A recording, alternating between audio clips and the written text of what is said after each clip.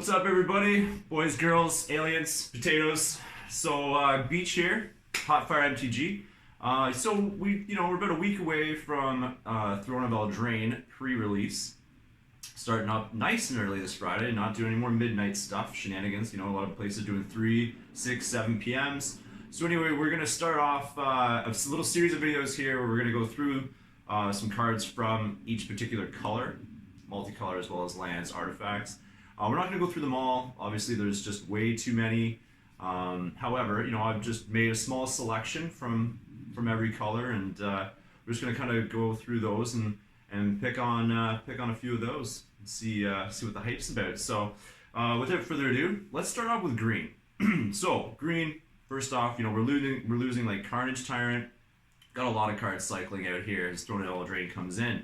So, number one, Questing Beast seems to be able to pop right in there to that location. That strong 4-drop that was needed for mono green. So I got a Vigilant, Death Touch, Haste. Can you put some more keywords on it?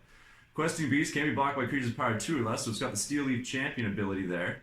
And then combat damage that would be dealt by creatures you control can't be prevented. So, well, you're not fogging that.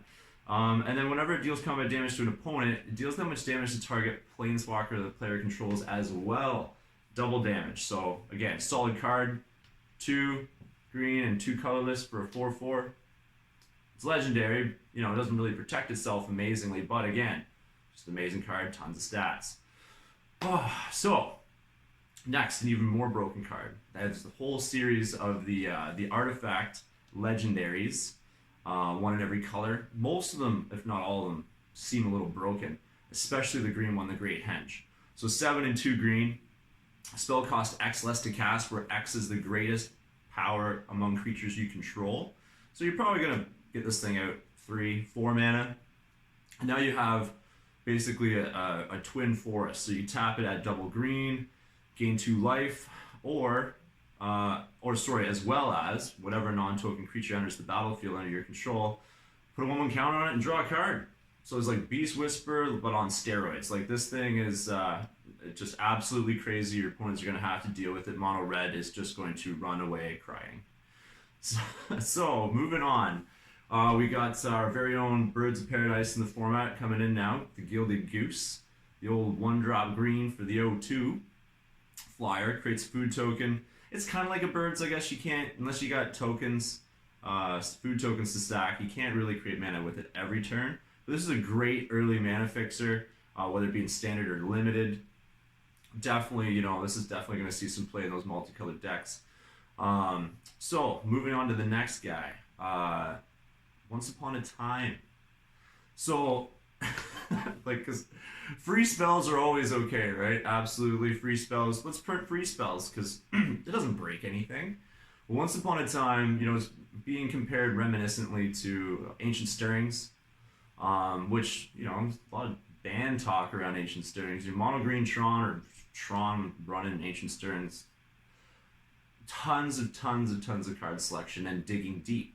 Well, now you got Once Upon a Time. So Once Upon a Time's an instant speed green, 1 and a green.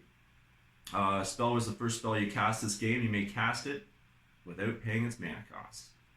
And then you get to go ahead and dig 5 deep into your library, reveal a creature card, or a land card from among them, put it in your hand, put the rest on the bottom of your library in a random order. This is amazing. So we've already got the London Mulligan rule that allows you to redraw 7 and then redraw 7 and put cards from your hand back on top of your library.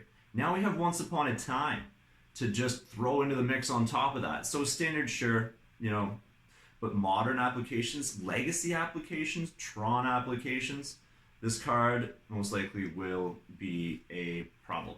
But we'll see. I don't think it's going to replace Ancient Stirrings right now. But if Ancient Stirrings ever did get a ban, obviously this would be a decent, card to use.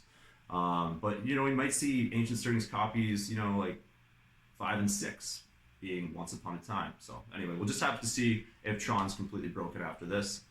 So a couple are a little less hype, but still cool cards, more standard playable stuff here. Yorvo, Lord of Garen. 3 green. Legendary creature, giant noble. Comes in with 4/1/1 counters on it. Whenever another green creature enters the battlefield under your control, put a 1/1 counter on Yorvo. Then, if that creature's power is greater than Yorvo, put another 1/1 counter on Yorvo. So obviously, just a creature that can potentially get way out of control. Now, if there's some way to move counters around to get this guy getting him some trample, 3 for a 4/4 on turn 3 or turn 2 with the Mana Dork, that's a good rate. Again, we're losing Steelleaf Champion. This is basically the exact same mana cost and a really stout body on it. So, a lot of creatures on this list. A lot of creatures. Next, we got Wildborn Preserver. 2-drop, 2/2, 1 in green. For a elf archer that has flash and reach. And whenever another non-human creature enters the battlefield under your control, you may pay X. When you do, put X 1/1 counters on Wildborn Preserver. Okay, bonkers. So it starts off as a bear, but it's got flash. So I see this going into the Simic deck. Easy auto include here. 3, 4 of. And then not only that, non-human creatures. Again, you got Nightpack Ambusher out. You just start creating a 3/3 wolf token. Well, a 2/2 wolf token that gets buffed by Nightpack Ambusher. Every turn, if you're not casting anything. Well, you got a ton of mana left if you're not casting anything. And again, Wildborn Preserver right up there on the text shows whenever another non-human creature, and it doesn't say non-token. So this thing absolutely has the availability just to get completely out of control. All right, so I think the last one for green, we've been kind of moving down from mythics to rares to uncommons. And, I actually don't even think we had an uncommon on this list. Anyway, so let's talk about a common. Rosethorn Acolyte. 2 and a green for a 2/3 mana dork, basically. Add 1 color of any mana. But it's the adventure side. Now, this is adventure mechanics new and really neat. So Seasonal Ritual is a 1-drop sorcery, 1 green, add 1 mana of any color.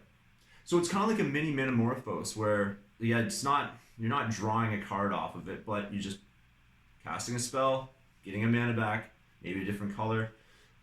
Obviously, Is It Phoenix is it? This is a green card, not going to really kind of flow into there, but this will allow you to kind of, if there's any care about casting second spells, which there are, and drawing second cards per turn, and multicolored decks, if Field of Ruin's still a thing, this would be a great mana dork, and we'll see what it kind of brings to the standard table if it sees anything.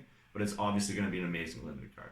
So anyway, that's it for green, guys. We're going to go through all the colors. We've multicolored the artifacts as well, and we'll see you on the next one.